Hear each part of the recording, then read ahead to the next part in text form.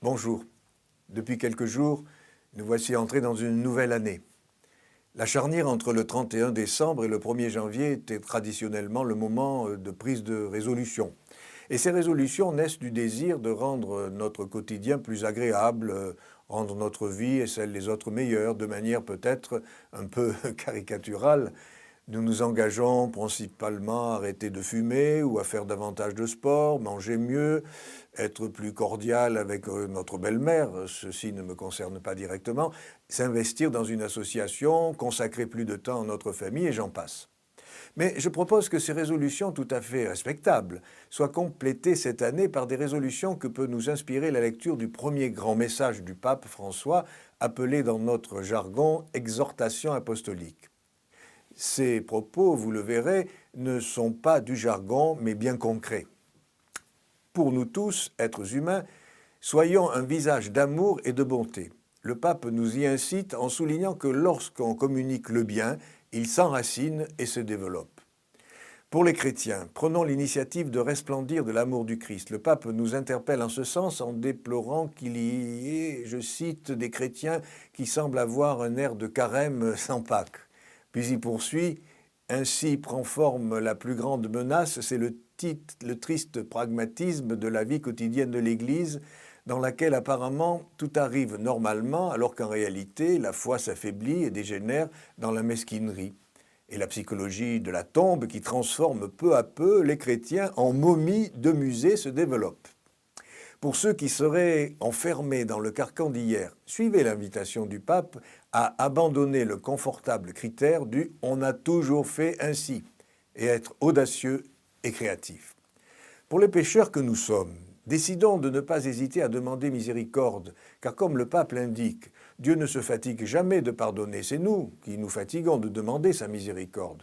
Puis, plus loin, dans le texte, il ajoute « Aux prêtres, je rappelle que le confessionnal ne doit pas être une salle de torture, mais le lieu de la miséricorde du Seigneur qui nous stimule à faire le bien qui est possible. » Pour ceux qui n'osent pas oser, plus que la peur de se tromper, j'espère que nous anime la peur de nous renfermer dans les structures qui nous donnent une fausse protection, dans les normes qui nous transforment en juges implacables et dans les habitudes où nous nous sentons tranquilles, dit le pape François.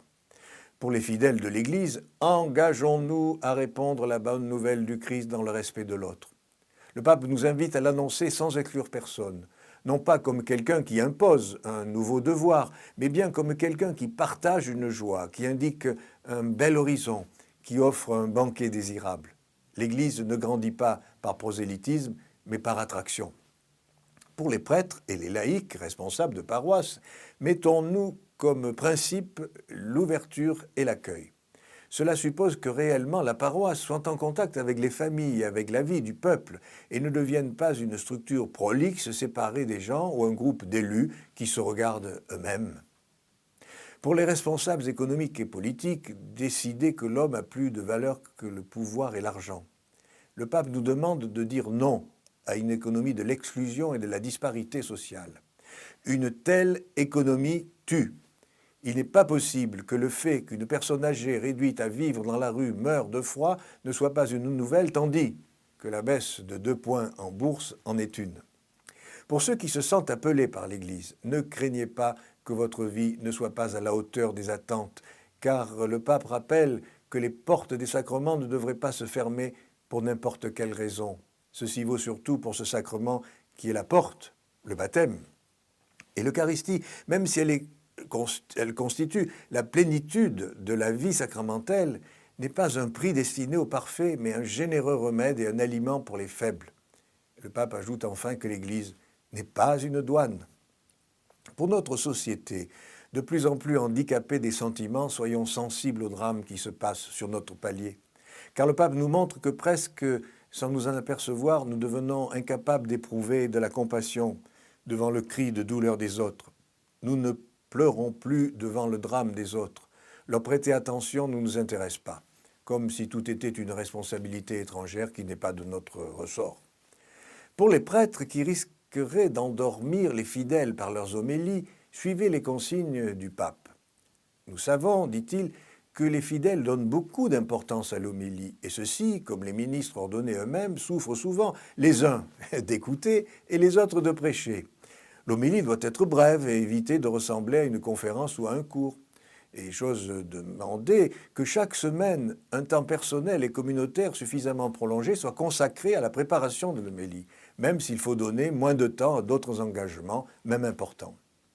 Pour ceux qui seraient tentés par des propos et des idées xénophobes ou racistes, et notamment ici les chrétiens, rejeter ces idées non pas par obligation, mais par simple logique. Le pape François le souligne avec force, le christianisme n'a pas un modèle culturel unique.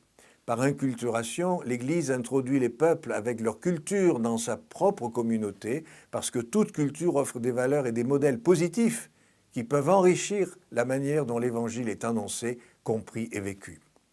Enfin, pour les laïcards, entendez ces paroles du pape, personne ne peut exiger de nous que nous reléguions la religion dans la secrète intimité des personnes, sans aucune influence sur la vie sociale et nationale, sans se préoccuper de la santé des institutions, de la société civile, sans s'exprimer sur les événements qui intéressent les citoyens.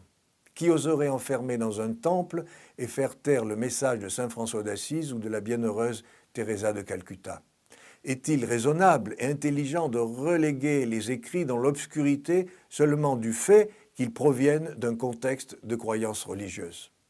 Alors, croyants ou non-croyants, prenons la résolution d'être une femme ou un homme bon, d'être convaincus que l'amour peut tout et de se mettre à l'écoute de sa famille, de ses amis, de l'inconnu, du pauvre. Avec ces résolutions, je ne peux que vous souhaiter avec une certaine confiance une belle et bonne nouvelle année. À bientôt.